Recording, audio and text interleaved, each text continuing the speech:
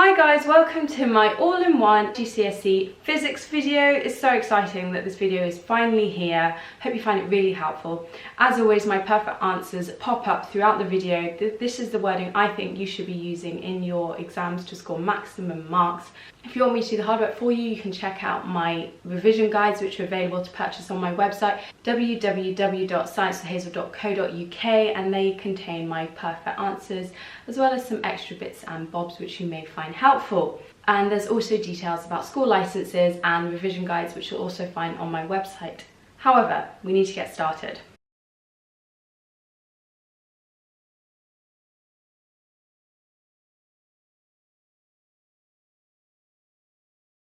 Eight. A train travels from town A to town B. Figure 14 shows the route taken by the train. Figure 14 has been drawn to scale. So we've got town A, bit of a convoluted route to town B, and we've been given a scale. The distance the train travels between A and B is not the same as the displacement of the train. What is the difference between distance and displacement? That's all to do with whether they're vector or scalar quantities. Remember, scalar only has a magnitude, whereas a vector quantity has a magnitude and a direction. So you just need to point out which is which. You're going to say that distance is a scalar quantity, whereas displacement is a vector quantity. Use figure 14 to determine the displacement of the train in travelling from A to B. Show how you obtain your answer. So we need our answer in kilometres, and we need a direction.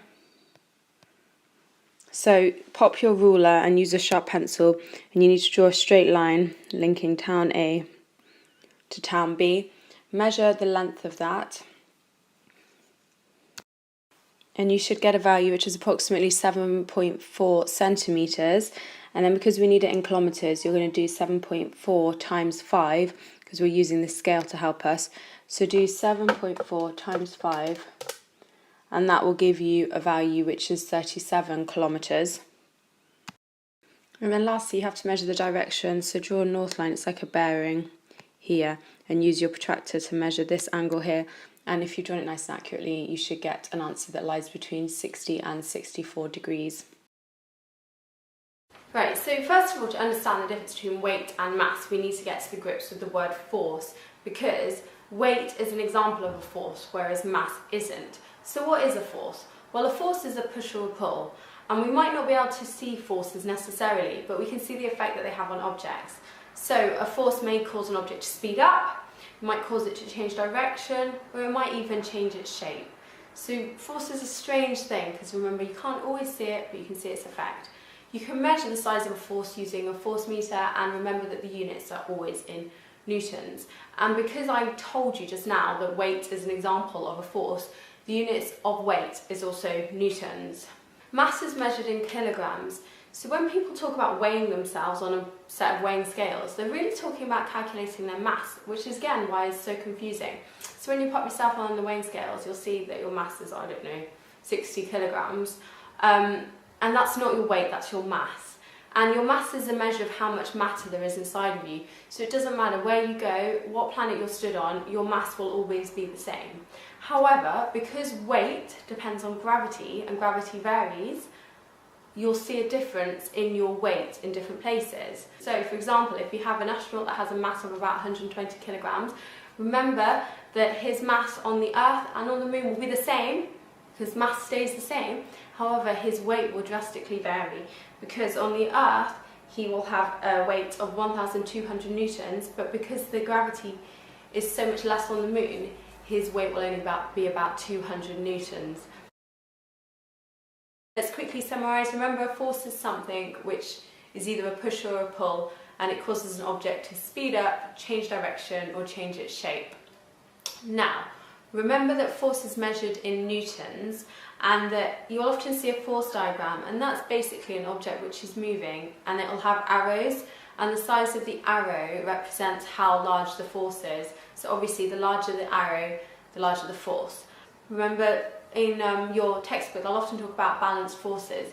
That is when two forces acting on an object, they'll be acting in opposite directions to each other.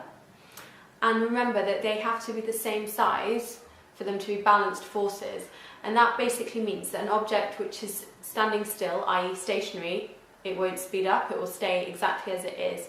And it also means that an object which is travelling at a certain speed, when it has balanced forces acting on it, will continue to travel at that speed. It won't speed up, it won't slow down. So therefore, if we're talking about unbalanced forces, it makes sense that one of the forces opposing the other force is larger than the other. So if the object is stationary, it will start moving, and if the object is travelling at a certain speed, it will either speed up or slow down.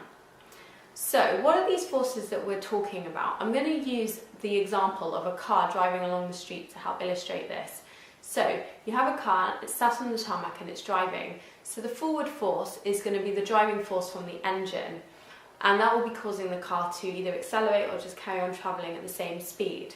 Opposing that driving force will be several other forces. First of all, air resistance, otherwise known as drag. Now what is that? Basically, if you've got a car moving, you've got air whistling past it, and these air particles, they'll collide with the car and they generate a tiny, tiny force which acts in the opposite direction to the direction the car's travelling. And by doing that, they oppose the motion of the car, so they act to slow it down. We have lots of other forces opposing motion, so there's friction. Remember, friction is the force that occurs between surfaces, so the friction in this example will be between the car wheels and the road. So remember, it's that friction which is useful because it allows the car to grip onto the road, and in certain conditions like icy conditions, wet conditions, or if the tyres have been too worn, you'll decrease the friction between the tyres and the road, and that can lead to dangerous occurrences like the car skidding. So a bit of friction is important. You have other forces acting on the car. You have weight. Remember, that's the downward force due to gravity. And don't forget this force, it's called the normal reaction. And that occurs between the tyres and the road surface, and it occurs upwards, so perpendicular to the road. And basically all the normal reaction is it's the force which stops objects kind of being forced into the earth, so it acts against gravity. That's quite a hard one to imagine, but just remember that it occurs at 90 degrees to the surface.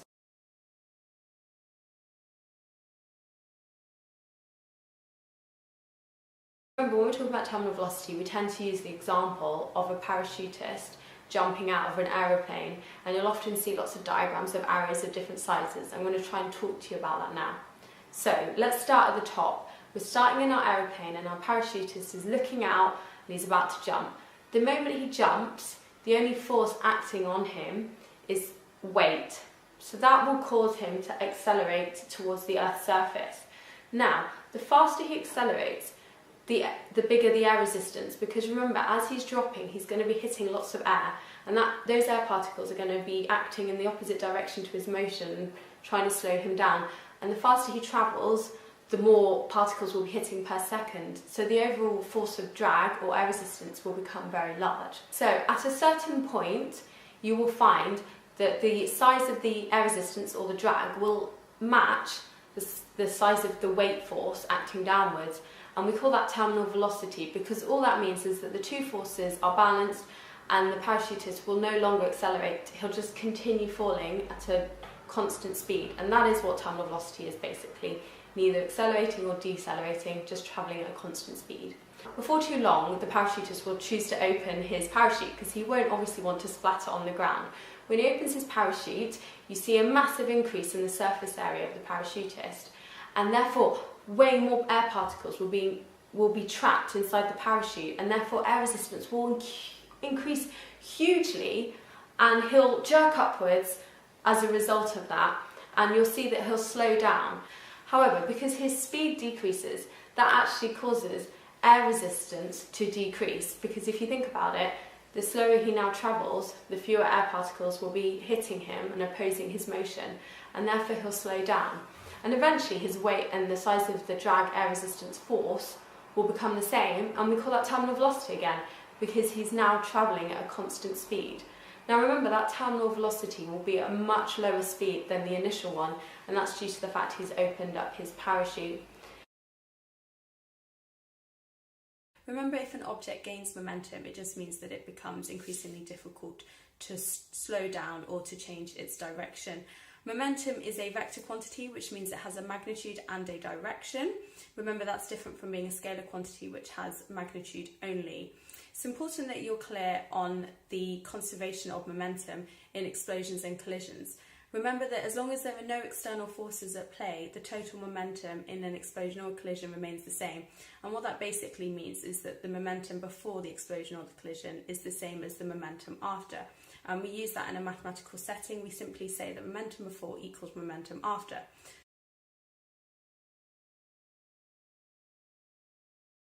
Now, a resultant force is quite hard to define because there can be lots of forces acting on an object, and a resultant force is kind of the combined effect of all those forces. In terms of the definition you'll need to provide, it is a resultant force is a single force that has the effect of all of the forces acting on an object. In terms of maths and the video we're going to look at now, I'm going to show you how you can work out the resultant force when you've been given several different types of question. Now, the issue with the questions isn't actually the maths involved, because actually all you need is a protractor. Make sure you have one of those, and a ruler and a sharp pencil. Make sure you use a pencil in case you screw up so you can rub it out, because if you're using pen you're going to get into quite a mess. And then it's a matter of counting distances, counting the length along your ruler rather than actually using trigonometry to help you solve it. So I promise it's not as hard as it looks. I'm going to show you some examples now. 1. Figures 6 and 7 show examples where two forces act on an object X. In each case, work out the magnitude and direction of the resultant force on X. Now, don't go straight into drawing a parallelogram of forces because you've learnt that and therefore you're determined to use it. Sometimes you won't need to use it and it won't make sense to. Just look at the figure closely to work out what's going on. So you can see that this guy is pulling on a pulley, and he's pulling with a force of 350 newtons. But the crucial thing is that pulley is attached to him, which means his force is actually pulling this weight upwards. Now the weight of the box is pulling the box down by 300 newtons. So what's the difference in those two numbers? Well, it's 50 newtons, and obviously that will be up. So your answer is 50 newtons upwards. Then we've got two men pushing a trolley that's quite a heavy weight up a hill, and so one of them is pulling it. But you can see from these force arrows that they're both pulling in the same direction. So all you have to do here is add together the individual forces. So that's 300 plus 200, and that's a 500 Newton force up the hill. And that's done. Now I'm going to show you when to use the parallelogram of forces. So a force of 3 newtons and a force of 4 newtons act on a point. Determine the magnitude and direction of the resultant of these two forces if the angle between their line of action is. And I probably should have mentioned it before, but magnitude is literally just the size of the force, so the calculation that we literally just did. So in order to do this, you will need your ruler, and you'll need to choose a sensible scale. So I'm going to choose 1 centimetre to represent 1 newton. Doesn't matter which way around you do this, but I'm going to do my 3 newtons along here. So that's going to be a 3 centimetre long line. I'm using a pen, by the way, because obviously I'm not answering an exam paper, so it doesn't actually matter if I screw up here. And then you're using your protractor because you want a perfect 90-degree angle to mark where 90 degrees is, which is here. And now you've got your 2 points. You want to link that together with a... Oh, that's annoying. It's not actually as long as I want it to be. But I'm fairly sure I've drawn that nice and accurately. So that's a 4 centimetre line going upwards. And now we're going to turn it into a parallelogram. Going to label my forces. So what is a parallelogram? Well, it's a shape that has 2 parallel sides. So obviously parallel to 3 newtons will be this line.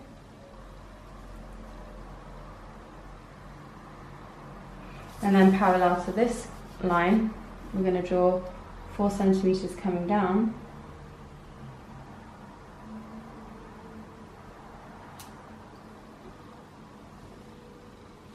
Okay, so we've completed our parallelogram, which in this case is just a rectangle. And then in order to find the resultant force, all you have to do is join the corner of that parallelogram to where the forces originated from. We're just going to draw a nice straight line. You must use a ruler for this. And then in terms of working out the magnitude, just measure the length of that line. Yeah, and that's 5. So your resultant force is 5 newtons. And then in terms of working out the direction, you're just going to measure this angle here. And then make sure you're reading the right way. So obviously you're reading, in this case, this way. I think I've drawn it slightly wonkily, so I'm going to put that as 55 degrees. And that's how I've worked out both the magnitude and direction. Let's do example B. So the same question, a force of 3 newtons and 4 newtons, but this time with a 60-degree angle between them. There's my 3 Newton force again. Going to use the protractor to draw, make sure you're using it nice and accurately, a line at 60 degrees. And then we're going to join that up again. And there's the 4 newtons. So let's draw the parallelogram. I'm going to use the protractor to help me improve the accuracy this time. So we're drawing the parallel line that runs against that one, so it's going to run in this angle, but I'm just going to use that to centre it. And we can see this is going to form a nice parallel line.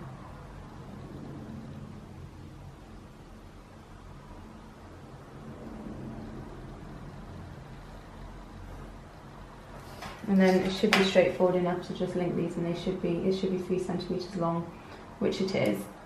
So that's nice. Perfect. And now to work out the resultant force, simply join.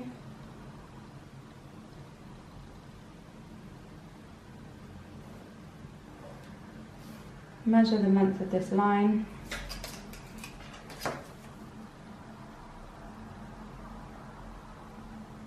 There will be error margins, guys, so don't worry too much. So that's 6.2 centimetres, that's 6.2 newtons. And then measure this angle here to work out the direction.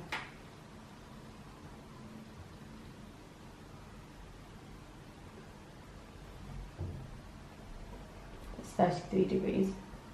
Okay, slightly more tricky question, and it's simply because of the way they've written it rather than the actual maths. A tow rope is attached to a car at 2 points 0.8 metres apart. The 2 sections of rope joined to the car are the same length and are at 30 degrees to each other. The pull on each attachment should not exceed 3,000 newtons.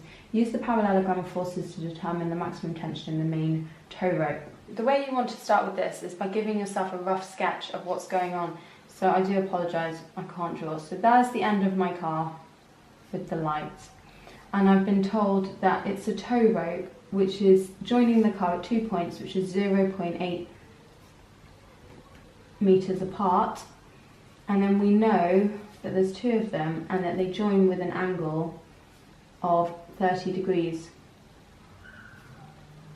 So that's the way the resultant force will be acting. So now we've got our idea of what's going on and set up, we can now start to draw the parallelogram of forces, and that's going to be formed from these 2 lines here.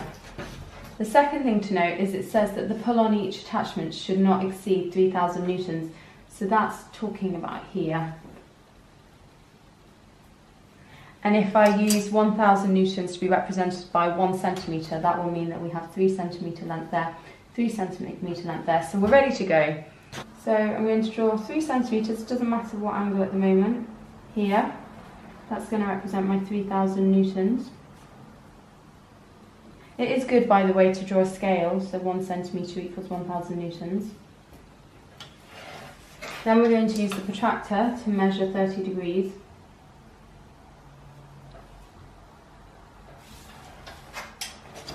And we'll join up those lines, making sure that it's only a 3 centimetre length line. Great. There's the next one. There's 30 degrees. And now turn it into a parallelogram.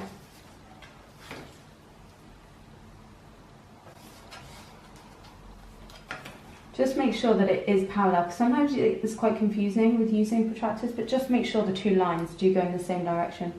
So I know that has to be here. Let's draw another 3 centimetre line.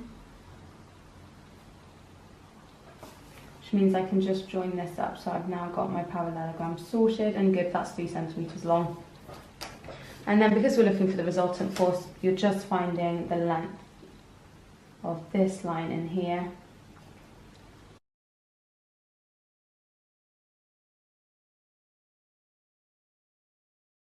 Just to touch on the resolution of forces topic, now we've just done the parallelogram of forces. It's very, very similar, and luckily you don't need to do too much, you just need to use your ruler and your protractor. So for example, they could give you something sitting on a slope or a hill, and they could tell you the angle of that slope. So what you're going to do is you'll be given an object and you'll be told its weight. Now, based on where it is on the slope, you can draw a line straight down the slope and then use your protractor to draw a line 90 degrees to the object. So you'll end up with a right angle at the object. And if you bring that weight line down, you're going to be able to draw another parallelogram. And then in order to resolve the forces, if they ask you to work out the horizontal force, you're just going to measure it using your ruler. And if they ask you for the vertical force, you're going to measure the line coming down. I think I'll show you on my iPad because this is sounding hard. A student pushed a trolley of weight 510 newtons up a slope that is inclined at 20 degrees to the horizontal. Determine the component of the trolley's weight parallel and perpendicular to the slope. So I'm just going to show you how you go about answering this. You're going to need a sharp pencil, probably a rubber, definitely a ruler and a protractor. So you're going to start by drawing your slope. Use your protractor to measure 20 degrees here. And then you're going to pop a little block on it which will show you your trolley.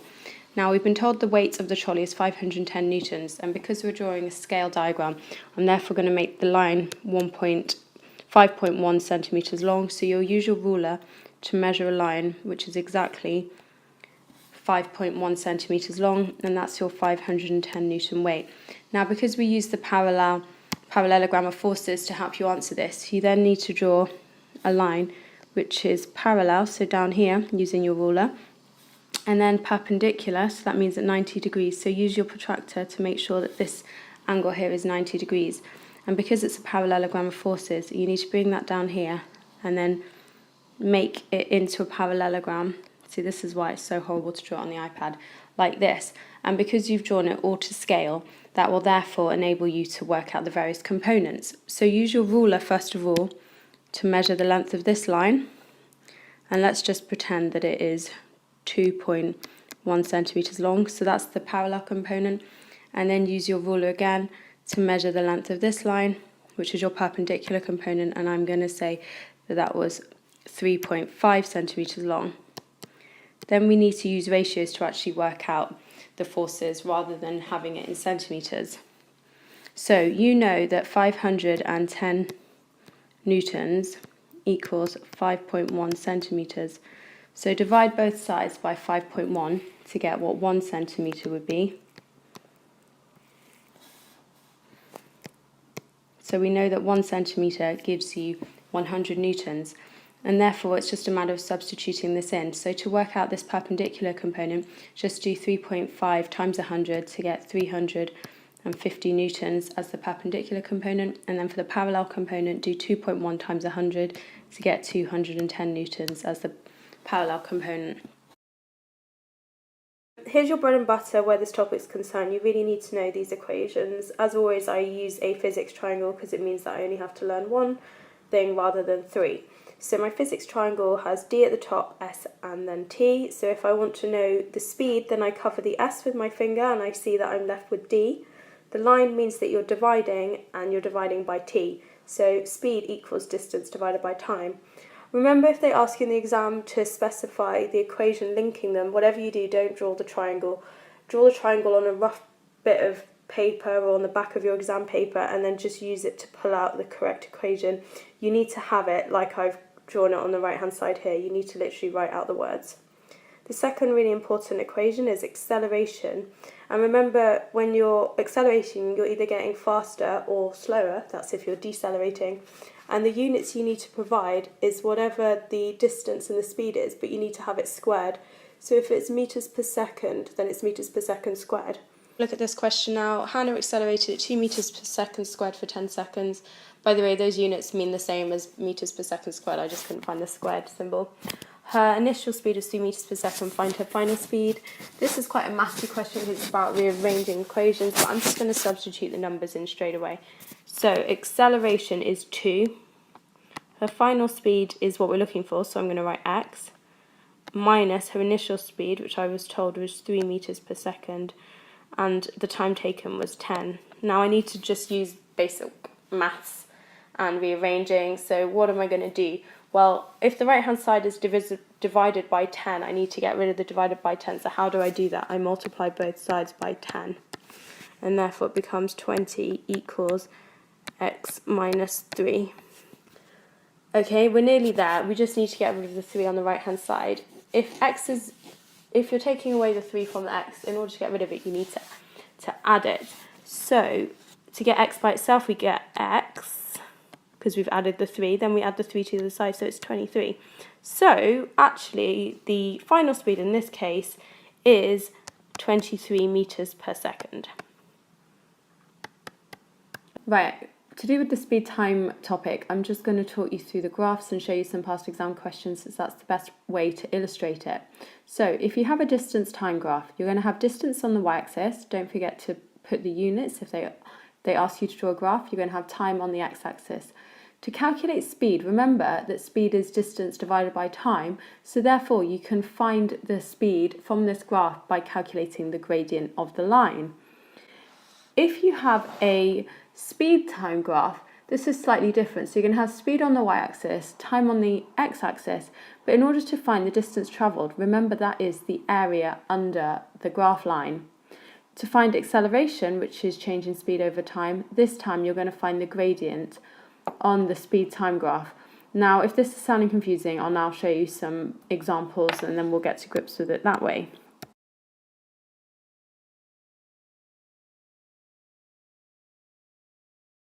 I've picked out some questions. So question 1, a toy car rolls down a ramp and hits a cushion. The graph shows how its velocity changes with time. So this is effectively a speed time graph. Constant velocity on the graph is shown by, what does the word constant mean? Well, it means same. So where on this graph is it the same velocity? Now you can kind of imagine a y-axis and the numbers going up the y-axis. So it could be something like 0, 10, 20, 30 on the velocity front. So where does that not change? Well, it's obviously going to be the horizontal portion of the line, because at that point the speed or the velocity is going to be the same everywhere. So the answer here is B, the horizontal part of the line. And with these sorts of questions, rather than reading the options through and getting confused, I would look at the question first of all, work out what you think is the answer, and then see if that is an option below. The distance travelled is shown by, well, again, I told you to work out distance, it's the area under the graph line. Let's look at the options, and that's A. The average velocity of the toy car is given by, so remember your equation, velocity or speed equals distance divided by time, therefore that is B. A bus travels along a straight road. The graph shows how the velocity of the bus changes during a short journey. Okay, so we've got a velocity time graph, so again distance will be given by area under the curve, acceleration will be given by the gradient. Anyway, state the velocity of the bus after 25 seconds. So you're looking up here. It's always good to show you're working out. Read across here. The answer here is 6 meters per second. How long is the bus stationary during its journey? Now, I've seen loads of people get this wrong because they think that it's stationary here and here. Well, no, that's absolute rubbish, because look at the velocity. It's 12. So stationary means that it was standing still. So standing still means that the velocity must have been 0, which is just this chunk here, and therefore your answer here is 10 seconds. State the equation linking acceleration, change in velocity and time taken. They've given you the exact wording, so you want to write it out as they've written it. So you're going to write acceleration equals change in velocity over time taken, or you could have written A equals V minus U over T. Calculate the acceleration of the bus during the first 10 seconds, give the unit, that's worth 3 marks. So we'll have a look back up here and we're looking at this portion of the graph. The first 10 seconds we're looking at the gradient.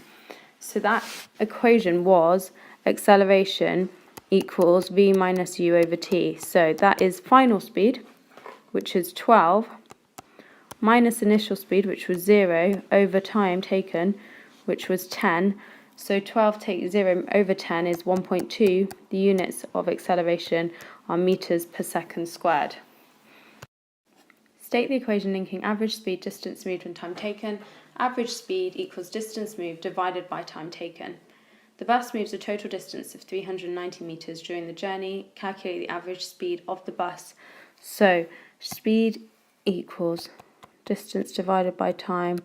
Distance is 390 divided by, look on the graph for whatever the time was, and it was 60 seconds. Pop that into your calculator and your answer will be 6.5 meters per second. The bus travels further in the first 30 seconds of its journey than it does during the last 30 seconds of this journey. Explain how the graph shows this. Well, remember that I told you distance is given by area under the graph line, and you can see that the trapezium for the first 30 seconds is way bigger than the one for the second 30 seconds, so therefore clearly the bus travelled further. So for the first mark, state the fact that distance is given by area under the graph, and then for the second mark, compare the two areas under the line, and you're done. Figure 15 shows how the velocity of the train changes with time as the train travels along a straight section of the journey. Estimate the distance travelled by the train along the section of the journey shown in figure 15. To gain full marks, you must show how you've worked out the answer. This sucks because they've given you a really horrible graph line. Because remember, when you're working out distance, you need to find the area under the graph. So there's loads of different ways of doing it, but I'm going to do it like this. So I'm going to split this shape up into as many different rectangles and squares as I can, and I'm going to work out the individual areas. So that's clearly going to be 300 times 5 to give me 1500 as that area. This bit here is going to be 200 times 25 on the y-axis to give me a value which is 5000. And then you can use whichever method you prefer to work out the weird shapes at the top. So I kind of divided them into two triangles, which is why for this bit up here I did half times 200 times 5 to give me an area of 500. Then again I turned this bit into a triangle, so here I did half times 200 times 20, that gave me 2000, and then just add up all those individual numbers to help you get your final answer. So I did 2000 plus 500 plus 5000 plus 1500 to give me a value which is 9000. Alternatively, you could have done the counting squares approach, so you could have worked out the number of squares is approximately 17 and that each square represents 500 metres, but I would never have done it that way personally. 9.6. By measuring the length of the skid marks, an accident investigator determines that the distance a car travelled between the brakes being applied and stopping was 22 metres. The investigator used a sled to determine the friction. The investigator then calculated that the car decelerated at 7.2 metres per second squared. Calculate the speed of the car just before the brakes were applied. Give your answer to 2 sig fig. Okay, so this is SUVAT. So we're using this equation, which is v squared equals u squared plus 2as. And now it's just a matter of identifying what everything is. So the distance here is s. The acceleration is, well, it's minus 7.2, but that's the acceleration. So that's a. We're looking at the speed of the car just before the brakes were applied, so we're looking for the initial speed, which is u, so that's a question mark, and we know that it stopped, so that means the final speed was 0, so just substitute in all these values. So it's literally 0 squared, which is 0, equals u squared plus 2 times minus 7.2 times the distance, which was 22, so 0 equals u squared minus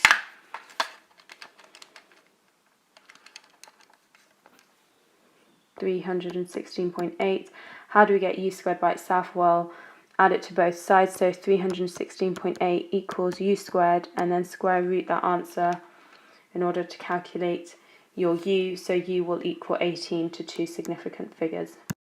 I've just double checked the physics equation sheet because I actually knew this equation off the top of my head, so I didn't use it, but they've given it in a slightly different form, and I just want you to see that it does work. It doesn't matter which way around you do it, it does work. So v squared again is 0, minus u squared is what we're looking for, equals 2 times the acceleration, which was minus 7.2, times the distance, which was 22.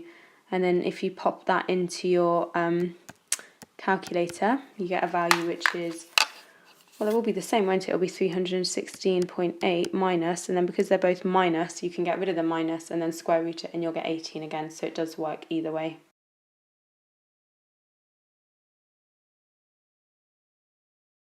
9. The stopping distance of a car is the sum of the thinking distance and the braking distance.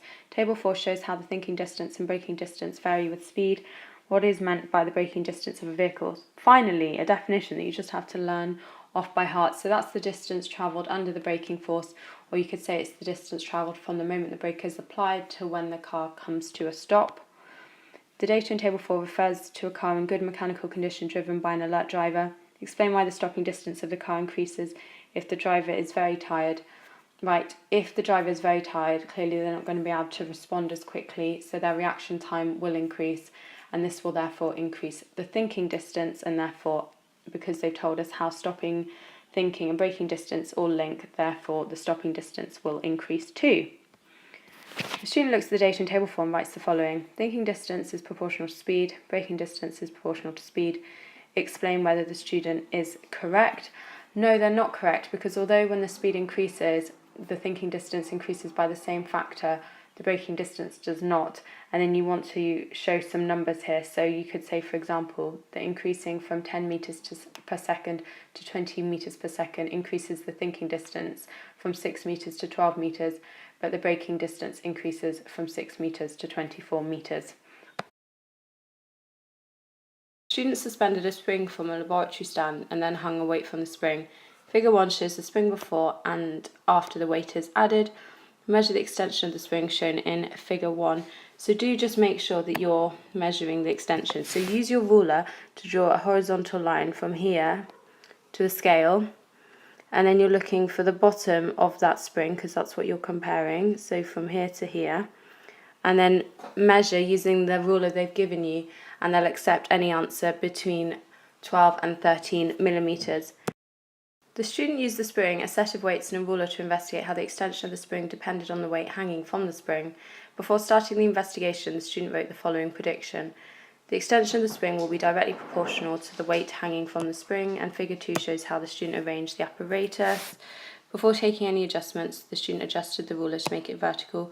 Explain why adjusting the ruler was important. That's worth 2 marks, so make 2 separate points. The most obvious point is to reduce the error in measuring the extension of the spring, and then you need to get a bit more detailed as to what the issue would be if she kept it at an angle. So the point is that if the ruler was kept at an angle, the measured extension would be shorter than the actual real result. The student measured the extension of the spring using a range of weights, and the student's data is shown plotted as a graph in figure 3. What range of weight did the student use? So this is a maths term, range. So that's her top measurement and her lowest measurement. So she measured between 1 newtons and 6 newtons.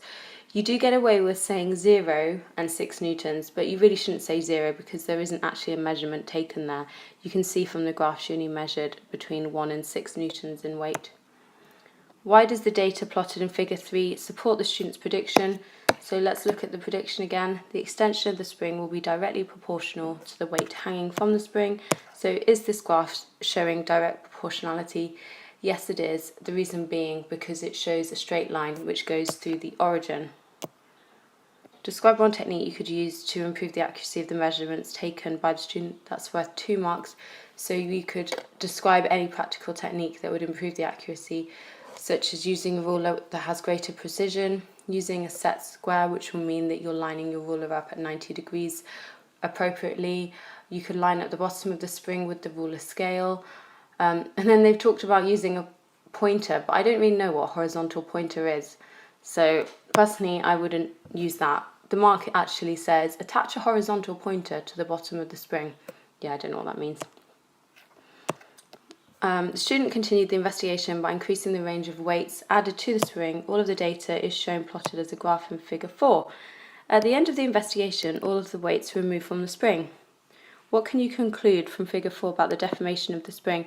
Okay, so we don't have that straight line anymore. We can see it's curved, and you need to be really technical here and talk about what's actually happened to the spring. And you're going to first of all state that the spring has been inelastically deformed, and that basically means it won't return to its original length when the weights are removed. And if you don't want to say inelastically deformed, you can get away with saying it doesn't go back to its original length. And you've got to state a reason for your conclusion, and that's because it went past its limit of proportionality. So it is worth knowing about springs, Hooke's law.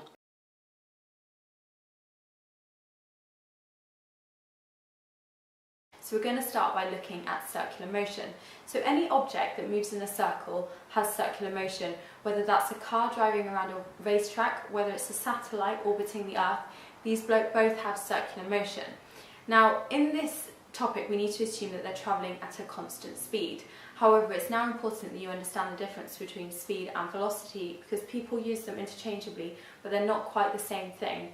Speed is how fast you're travelling, and you can attach a unit to it, such as 5 miles an hour, 10 meters per second, that sort of thing.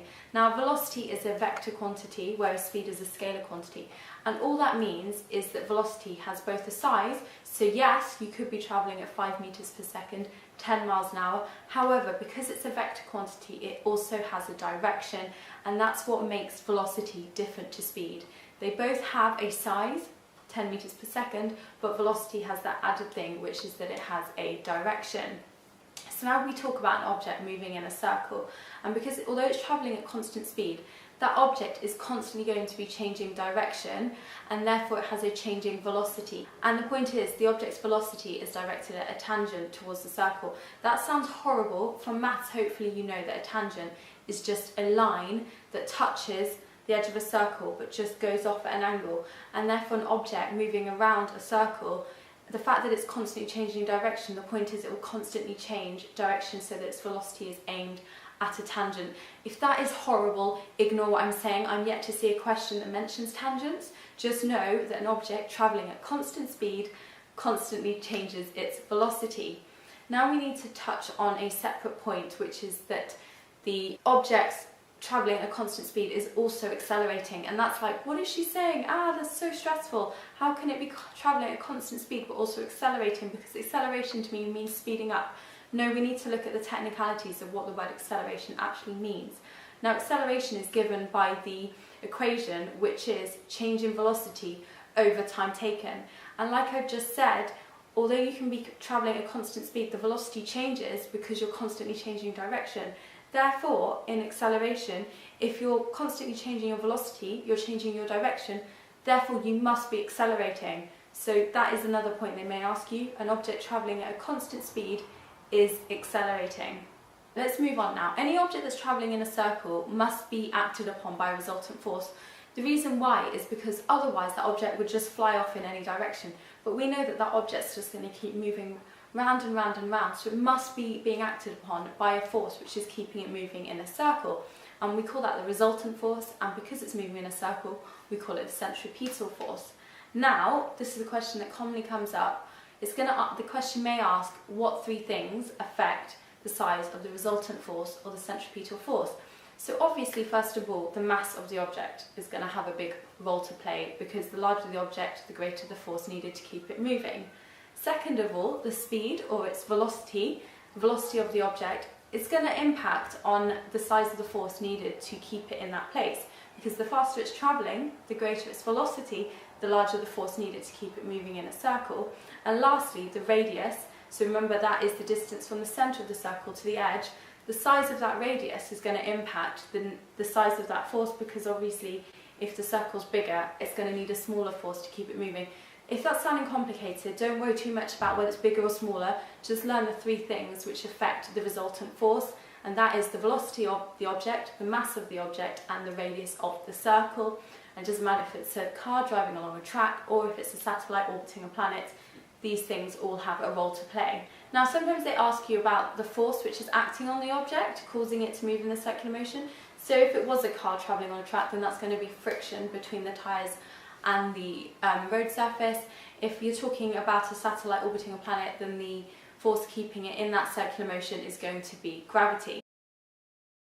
So the wave topic, let's try and cover as much of this as possible. There are two types of wave you need to know about: transverse and longitudinal waves. Learn the perfect definition for both. Transverse waves, vibrations occur perpendicular to the direction in which the wave is travelling. Key examples here are water waves, light waves, and any member of the EM spectrum, infrared radiation, ultraviolet, X-rays, etc. Longitudinal waves, vibrations this time occur parallel to the direction in which the wave is travelling. Your key example here is a sound wave. Be prepared to draw a longitudinal wave and notice that there are periods of rarefaction and compression, so it's like a slinky. Where it comes close together, that's compression. Where it moves further apart, that's a rarefaction. Now, the wave equation states that wave speed equals wave frequency times wavelength, wave speed measured in meters per second, frequency measured in hertz, and wavelength measured in meters. What is the frequency of the wave? Well, it's the number of waves per second. If you're labelling a wave, be prepared to draw the amplitude, which is from either the middle line to the top of the wave or to the bottom of the wave. It's not from top to bottom, that's 2 times the amplitude. The wavelength is the distance between 2 peaks or 2 troughs. The time period of a wave is the time taken to produce one wave, and it's given by the equation frequency equals 1 over time period. Refraction is all about a wave changing direction when it enters a new medium, and that's due to it either slowing down or speeding up, so it's due to a change in wave speed. What you find here is that if you have a light wave entering a glass block, it will slow down and it will bend towards the normal. On exiting the block, it will speed up again and bend away from the normal, so be prepared to draw that. And also be aware of what happens when water waves move from a different depth. So when they go from deep water, you find that they're travelling really quickly and that the waves are very far apart from each other. As they enter shallower water, they slow down and the waves become closer together, and you'll actually see the wave front getting closer together. If you're struggling to remember that, just remember cars on a road. They'll be further apart when they're travelling nice and quickly, and then when you're stuck in a traffic jam and they're travelling slowly, they're basically on top of each other. The crucial thing about the electromagnetic spectrum is that there's no need for particles, so these waves transfer energy without the need for particles, and that explains why the sound waves don't actually fit the family of waves which make up the electromagnetic spectrum, because they need particles. First of all, you need to know that they're transverse waves, and that means that the vibrations occur at right angles to the direction in which the wave is travelling.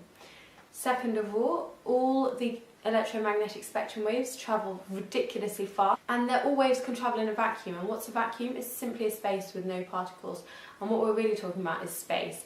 This means that all our waves can transfer energy across space, and it's for this reason, these properties, that we actually feel the heat from the sun, because the infrared radiation from the sun, that is an example of an EM wave, is travelling to us across all those hundreds of thousands of miles in order to reach us on Earth and support life.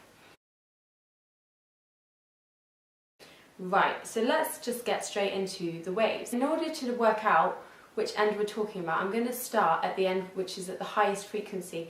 Remember, the frequency of the wave is how many waves are per second. So as a diagram, you'll see the waves very, very close together. So starting at one end, we have gamma rays.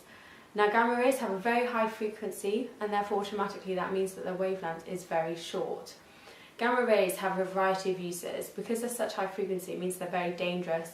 So we can use them to kill cancer cells if they're targeted at the right tissue, or we can use them to sterilise hospital surgery equipment so that we don't have any bacteria left on them.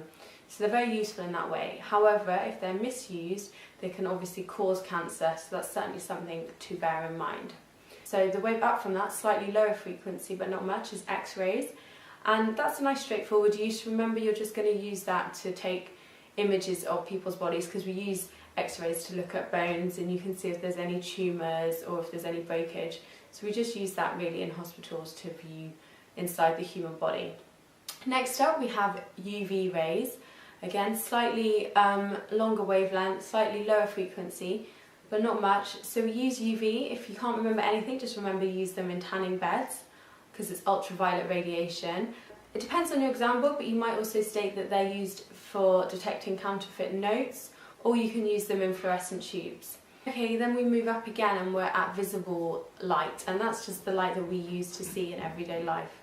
So we'll obviously use that to create images which our eyes can see. It's also used in photography. Then moving on up again, we've got infrared radiation. Now infrared has a variety of uses. We use that when you're using your remote control to turn on the TV or your radio. You can also use infrared for cooking, because infrared radiation is emitted by any hot object, so you'll find that inside your regular oven. Oh, hi Kat! How did you enjoy your food? She's been licking a yogurt pot. So then moving on up again, we've got microwaves. So we're getting to the point where we've got quite low frequency waves here, and we've got a very long wavelength, and microwaves are used for cooking. As you would expect, microwaves cook, and they cook much faster than infrared waves. Now microwaves can also be used in satellite communication, so there's a second use if you're asked by the exam. And finally, we're going to talk about radio waves. Obviously radio waves are used in communication because that's how we listen to the radio. These are our longest wavelength waves, and they have the lowest frequency out of all the waves in the EM spectrum.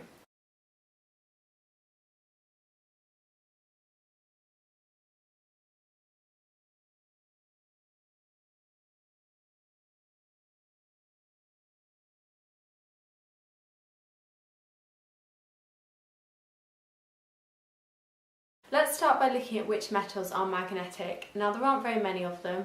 There's iron and then steel, which contains iron and carbon. There's nickel and there's cobalt. Now the two we're mostly interested in are iron and steel, and that's because we can divide them into a softly magnetic material and a hard magnetic material. A hard magnetic material is something which doesn't lose its magnetism very easily, and our example for this is steel. However, iron is kind of much more helpful because you can actually turn on its magnetism and then it loses it pretty much straight away. So we call that a soft magnetic material. And it's good for use in big magnets, for example in scrapyards when you're moving cars around. You don't want a magnet which maintains its magnetism all the time because you just have the car stuck to the crane. But if you can turn it on and off, you can lift up your car, move it and then drop it again. So that's obviously really straightforward. Now what do magnetic field lines show you? Well, first of all they show you the shape of the magnetic field. Second of all they tell you the direction of the magnetic field, which runs from north to the south pole.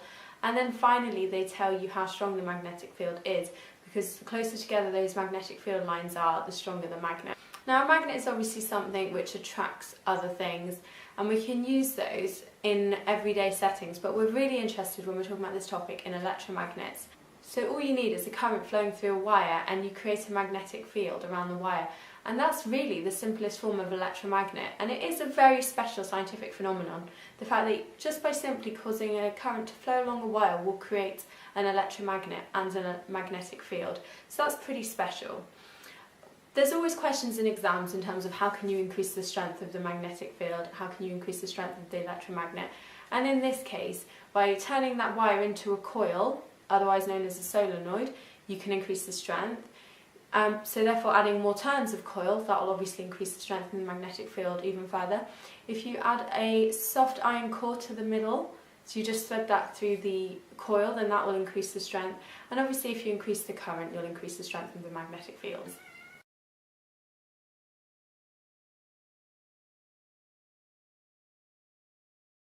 Hi kitten! Come say hi! She's feeling very, very sociable today, aren't you? Been asleep all morning. Oh, sit there. Now I'm going to talk about something a bit more complicated, which is to do with the motor. Remember, the motor is simply something which spins, and you'll use simple examples in the classroom and you'll use them in order to turn something. So a motor is something which spins, and we use electromagnetism when creating our motors. And this is where I'm going to introduce Fleming's left-hand rule. Please don't panic about this, people hate it, but it is quite straightforward if only you know how. First of all, it's the left hand, and you need to get your thumb, first finger and second finger in different planes to each other. Can you see that? They're all at right angles to each other. Now the first thing you need to know is that the thumb indicates motion, so in this situation the motion is going up. Now the first finger magnetic field, and people try and remember that by saying first finger field. And then finally second finger current, second current. That's how people try to remember it, and that will be showing the direction that the current will be flowing around the circuit. So some questions will ask you the direction in which the coil will turn based on the direction of the magnetic field and the current. So the way to do that is to line up your magnetic field and your current with the diagram. So make sure that your magnetic field is going north to south based on the magnet, and that your second finger is following the direction of the current, which will be indicated on the diagram around the circuit.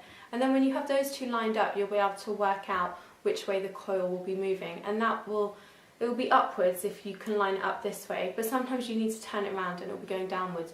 But just make sure those fingers are lined up with the arrows on the diagram, and I promise you can't go wrong. And your answer will be something like the coil moves up, the coil moves down.